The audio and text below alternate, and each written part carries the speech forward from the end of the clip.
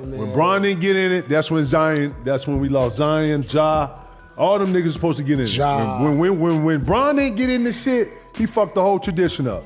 When Kobe slapped the floor, told that nigga, let's go one-on-one, and he passed it, he fucked up the whole tradition. Damn. Don't nobody want to hear this? Yeah, I'm one of them gatekeepers, I can say this.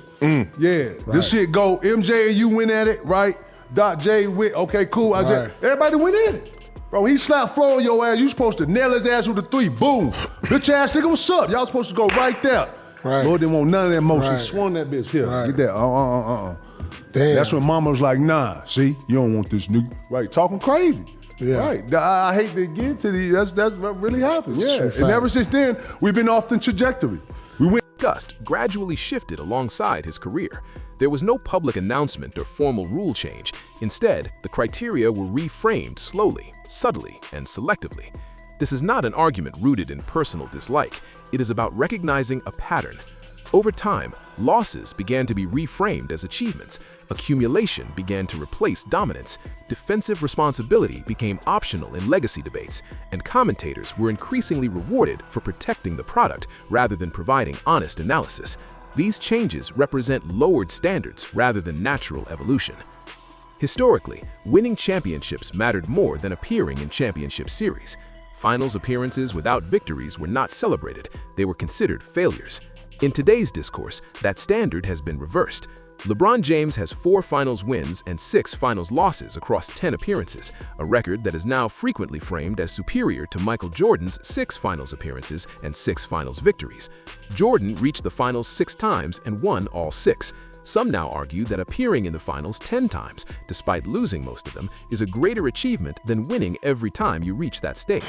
He's got 2 assists already in the game. Already 2 steals here for Marcus Smart. James on the run, reverse up and in. Its failure. This mentality did not exist in previous eras. Even Kobe Bryant made it clear that second place simply meant being the first loser. The objective was always to win, not to merely participate. Reframing losses as success lowers the bar for greatness. The standard for scoring greatness has also changed. Historically, peak scoring dominance mattered more than career accumulation. Winning multiple scoring titles across different seasons was considered more impressive than simply amassing points over time. Today, total career points and longevity are emphasized far more heavily. Holding the all-time scoring record is now frequently used as proof of being the greatest scorer ever, regardless of how many scoring titles were actually won. Winning 10 separate scoring titles requires outperforming the league year after year against evolving defenses and new competition. Each season resets the challenge. Accumulating points over a long, healthy career benefits significantly from longevity, favorable rules, pace, and durability. While longevity deserves recognition, repeatedly being the league's best scorer is a higher standard of dominance. When Kareem Abdul-Jabbar held the scoring record, he was not universally labeled the greatest player of all time because of it. When LeBron surpassed Kareem, the scoring record suddenly became central to the GOAT argument. That change reflects selective application of criteria. Defensive excellence was once a non-negotiable requirement for GOAT consideration. Michael Jordan was an elite defender. Kareem Abdul-Jabbar was an elite defender. Every player seriously considered the greatest ever was dominant on both ends of the floor. LeBron James has never won Defensive Player of the Year. While he was close once, he was never consistently dominant defensively in the same way as other GOAT candidates, yet this gap is routinely minimized or ignored. There are extensive examples of defensive lapses, including moments in playoff games where effort on defense was clearly lacking. Historically, such moments would have disqualified players from GOAT consideration. Today, they are dismissed or overlooked. The emphasis on sustained elite defense has declined dramatically. Modern analysis focuses almost exclusively on offensive counting stats while ignoring defensive impact, matchups, and effort. Clutch performance standards have also shifted. In previous eras, greatness meant wanting the ball in the final moments and taking responsibility for the outcome. Passing in clutch situations was criticized, not praised. Players like Michael Jordan, Kobe Bryant, Charles Barkley, and Clyde Drexler demanded the ball and embraced pressure. Today, passing in clutch moments is reframed as basketball intelligence. That framing did not exist historically. Even former players have acknowledged that this shift altered league culture. Competitive pride, especially in the moments like the All-Star game, has eroded. Avoiding responsibility in decisive moments is now defended rather than questioned, which represents another lowered standard. rule enforcement has also changed. Traveling, carrying, and offensive violations are called less frequently than past eras. These changes inflate modern offensive numbers and make scoring easier across the league. Despite this, modern statistics are often compared directly to older eras without adjusting for pace, physicality, or rule differences. In the 1990s, slower pace and physical defense made scoring significantly harder. Players who averaged 18 or 20 points in that era would likely average much more under today's conditions. Even NBA leadership has acknowledged that physicality was reduced to increase freedom of movement and scoring. This makes direct statistical comparisons across eras misleading, yet such comparisons are routinely used to elevate modern players without context. The standard for commentary has also changed. In the past, analysts openly criticized star players for poor effort, missed defensive assignments, or questionable decisions. Commentators like Jeff Van Gundy and Mark Jackson did so publicly, including criticizing LeBron James when effort was lacking. Over time, those voices were removed from prominent roles. In contrast, modern commentators frequently ignore or excuse obvious violations and mistakes by superstars.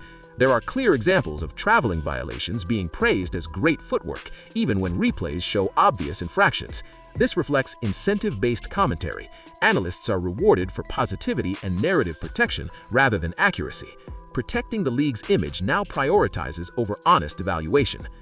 The most significant shift is that GOAT criteria were rewritten while LeBron's career was ongoing. Standards were adjusted to fit his resume rather than applied consistently across eras. LeBron is also the first major player to repeatedly label himself the greatest of all time publicly. Additionally, players aligned with the same agency have visibly shifted their narratives after joining, reinforcing perception control rather than independent evaluation.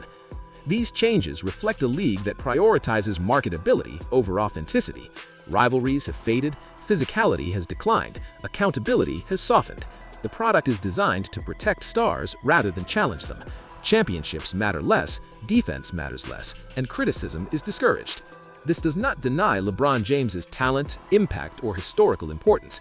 It questions whether greatness has been redefined to accommodate marketability rather than measured by consistent standards. When standards change mid-era, comparisons lose integrity. What has occurred over the last 2 decades is not organic evolution, it is adjustment driven by business incentives. The lowered standards are visible, measurable, and consistent. Recognizing that pattern is not hate, it is analysis. The long-term effect of these shifting standards is not limited to one player's legacy. It has reshaped how fans understand basketball itself. When winning is no longer the primary objective, when dominance is replaced by accumulation, and when accountability is softened by narrative protection, the meaning of competition erodes. The game becomes less about imposing your will and more about maintaining an image. Younger fans, in particular, are being introduced to a version of greatness that prioritizes longevity, branding, and visibility over impact in decisive moments. They are taught to value counting statistics without understanding context, efficiency, era differences, or defensive responsibility. As a result, debates are no longer grounded in basketball principles but in surface-level metrics and emotional attachment. This environment discourages honest criticism. Any attempt to question narratives is quickly dismissed as hate. Analysis is replaced by loyalty tests. This creates an unhealthy ecosystem where players are no longer evaluated by what they do on the court, but by how well their careers can be framed. When critique becomes taboo, growth stops. Basketball, like any competitive discipline, depends on standards to maintain its integrity.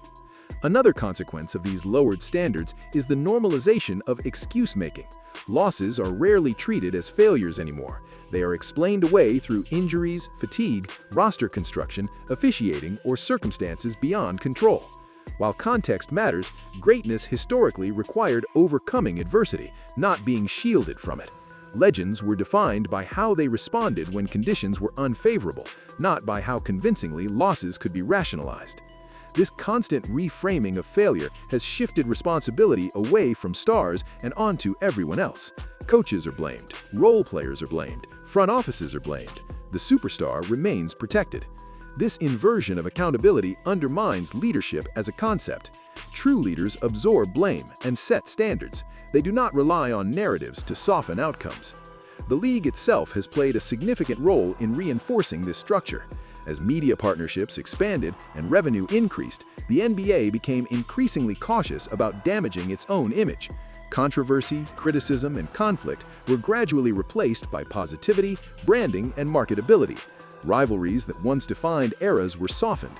Physical confrontations were discouraged. Emotional intensity was replaced by social media friendliness. While this approach increased global reach and profitability, it came at a cost. The league's identity shifted from competition-driven to entertainment-driven. When entertainment becomes the priority, authenticity often suffers. The product must be protected, even if that means lowering the standards by which greatness is measured. This shift is evident in how rule enforcement continues to favor offense. Defensive players are restricted in ways previous generations never experienced. Freedom of movement rules, touch fouls, and limited physical contact all tilt the game toward scoring. While this produces higher numbers and more highlights, it also distorts historical comparisons. Modern players benefit from conditions that did not exist before, yet their numbers are often used without adjustment to surpass past legends. Despite these advantages, the emphasis on efficiency and dominance has diminished. Volume matters more than control. Usage matters more than impact. A player can dominate the ball, accumulate stats, and still avoid responsibility in defining moments, yet be celebrated as great. This would have been unthinkable in earlier eras. The erosion of defensive pride is another major consequence. Defense requires effort, sacrifice, and discipline.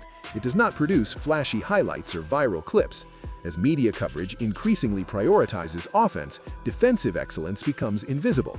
Players are no longer rewarded culturally for locking down opponents, taking charges, or sacrificing personal stats for team success. As a result, defensive effort becomes optional rather than expected. This cultural shift also affects how players approach the game mentally. Risk-taking in clutch moments is avoided because failure is now heavily scrutinized, while passing responsibility can be defended as intelligence. This creates a risk-averse environment where decisive action is replaced by caution. Yet greatness historically required embracing risk, not avoiding it. The modern interpretation of basketball intelligence often conflates safety with wisdom. Passing out of pressure is praised regardless of context, but intelligence also includes recognizing when responsibility must be taken. Great players knew when to involve teammates and when the moment demanded individual resolve. Removing that distinction flattens the concept of clutch performance. The influence of agencies and branding further complicates the conversation. Player representation has evolved into narrative management. Careers are curated as carefully as performances. Media appearances, social messaging, and public statements are all strategically aligned. This creates an ecosystem where perception can be shaped independently of results. When players within the same representation circle echo identical narratives, it raises questions about independence of opinion. Praise becomes expected, criticism becomes rare. This alignment reinforces dominant narratives and marginalizes dissenting voices. Over time, repetition becomes accepted truth, regardless of evidence. This is particularly impactful in GOT discussions, where repetition often replaces analysis. If a narrative is repeated often enough by influential voices, it becomes normalized. Fans absorb it without questioning the criteria behind it. This is how standards change quietly, not through debate, but through familiarity. Another overlooked consequence is how this environment affects future generations of players. Young athletes grow up watching stars who are celebrated for avoiding contact, managing effort, and prioritizing longevity over urgency. They learn that controlling the narrative is as important as controlling the game. This shapes how they train, compete, and define success. The absence of true rivalries further weakens the competitive fabric of the league. In the past, rivalries were fueled by pride, physicality, and unresolved tension. Teams and players genuinely disliked each other. Today, relationships are friendly, social media-driven, and business-oriented. Competition feels temporary rather than personal. Without rivalry, stakes feel lower, games feel less consequential. The emotional investment that once defined playoff battles has diminished. While talent remains abundant, intensity has declined. This makes it harder to separate greatness from excellence. When everyone is friendly, dominance loses its edge.